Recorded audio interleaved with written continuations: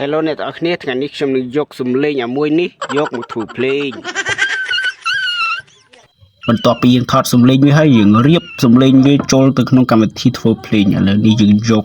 ភ្លេងបាទយើងរកភ្លេងដាក់បន្ថែមទៀតបាទយើងចាប់ដាក់ទាញពុបប៉ាប់មកនេះធ្វើថែមទៀតសំឡេងឆ្កែចាំមើលលយប៉ុណ្ណាហើយនេះយើងធ្វើដាក់ឲ្យវាអេមបន្ថែមទៀតវាមិនងាយប្រហែលទេហើយក៏វាមិនពិបាកដែរនេះទាញចុះឡើងប្រកាច់ប្រកិនពេញហ្នឹងយើងបន្ថែមបាសវាទៀតបាទឲ្យវាពីរោះបាទដាក់ស្គរដាក់អីថែមឥឡូវវាយធុងដាក់សំឡេងធុងចូលទៀតហើយយើងវាយកម្មម៉ូតូទៀតយកសំឡេងកម្មម៉ូតូដាក់ចូលទៀតនេះធ្វើភ្លេងដាក់កម្មកង់ម៉ូតូឥឡូវរៀបស្គររៀបអីរៀបបន្ថែមទៀតឲ្យវាច្រើនបន្តិចឲ្យវាព្រោះនេះស្ដាប់មើល